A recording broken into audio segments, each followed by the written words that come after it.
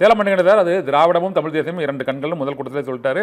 உங்களோட விமர்சனத்துக்கு இப்போ நம்மளோட நாம் தமிழர் கட்சியோட தோழர் முத்துப்பாண்டி பதில் சொல்வார். முத்துப்பாண்டி சார் வணக்கம். இந்த தமிழ் தேசியம் இங்கிலீஷ் தேசியம் என்று பேசுவதெல்லாம் எடுபடாது, அது மூன்றாவது நான்காவது இடத்துல தான் இப்போது போட்டி அப்படின்னு நம்ம சேலம் மணிகண்டன் சார் சொல்லியிருக்கிறாரு. அது அந்த போட்டி உண்மையாக என்பது நம்ம காங்கிரஸ் கட்சியோட மூத்த தலைவர் எதை சொல்ல நீங்கள் பேசுறதுக்கு அப்புறம் சொல்லுவார். முத்துப்பாண்டி, நீங்கள் அவரோட விமர்சனத்துக்கு என்ன பதில் சொல்றீங்க? களத்தில் நாம் தமிழர் எங்க இருக்கு? விஜயால உங்களுக்கு பாதிப்பு ஏற்படுதோ? இல்ல, நாங்க எப்பவுமே விஜயாலயோ அதிமுகவாலேயோ திமுகவாலேயோ அப்படிலாம் பாதிப்பு, அவரோட பாதிப்பு தனி வழிதான். நாங்க ஒரு தத்துவம், ஒரு கொள்கை, ஒரு கோட்பாடு, நான் எங்களுடைய கனவு, அதை நாங்க சொல்றோம் மக்கள்கிட்ட. அதை நம்பி மக்கள் வாக்கு செலுத்துறாங்க. சரி. இப்ப திமுக அதிமுக உங்களுக்கு தெரியும், தொடர்ச்சியாக 50-60 ஆண்டுகளாக வந்து ஆட்சி அதிகாரத்துல இருந்திருக்கிறாங்க. ஏற்கனவே செஞ்சதை சொல்லுவாங்க, இல்ல செய்ய போறதை சொல்லுவாங்க. நாங்க இதெல்லாம் செஞ்சிருக்கிறோம், நாங்க இனிமேல் இது வந்தா நாங்க இதெல்லாம் செய்வோம்னு சொல்லி ஒரு தேர்தல் வாக்குறுதி கொடுத்து பேசுவாங்களே தவிர மற்றபடி வந்து எந்த கனவு திட்டத்தையும் அவங்க சொல்றது இல்லை. இலவசங்கள் பெரிய இதா அறிவிப்புகளா இருக்கும், அது திமுகவும் இலவசங்களை அறிவிக்கும், அதிமுகவும் இலவசங்களை அறிவிக்கும்.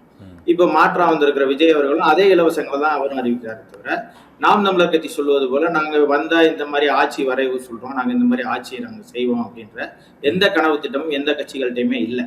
அப்ப நாங்க ஒரு வேற ஒரு வழியை, அதாவது நீங்க சொல்வது போல ஒரு தனி வழியை, ஒரு தனி ட்ராக் எடுத்து நாங்க போயிட்டு இருக்கோம். அது வந்து நாங்க கட்சி தொடங்கின காலகட்டத்தில இருந்து கவனம் பெறாமல் இருந்திருக்கலாமே தவிர மக்கள்கிட்ட அது 1%, 4%, 7%, 8.2%, நாங்க யாரோடும் கூட்டணி இல்லாமல் தனித்த பேராற்றலா வளர்ந்து வர்றோம். அப்படி வளர்ந்து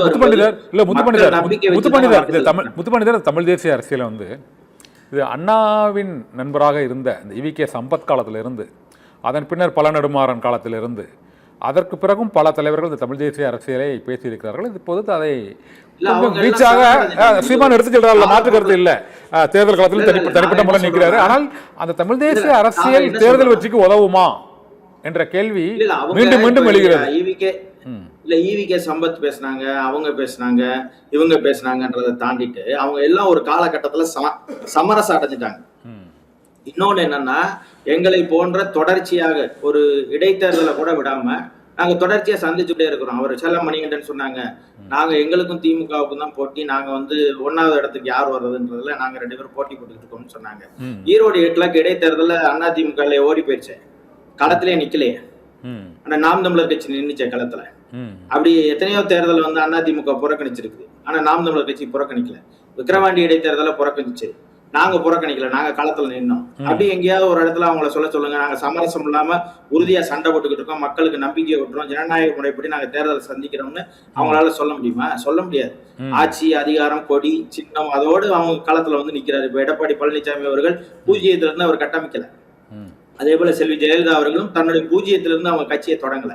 எம்ஜிஆர் அவர்கள் அவர் ஆட்சி, அதிகாரம், கொள்கை, கோட்பாடு, அதோட உங்களுக்கு தெரியும் கட்சியினுடைய வலிமை, உட்கட்டமைப்பு, இதோட சேர்த்துதான் ஜெயலலிதா அவர்கள் ஆட்சி அதிகாரத்தை பிடிச்சாங்களே தவிர எங்களை போல சூழியத்திலிருந்து எந்த கட்சியும் கட்டமைக்கப்படல.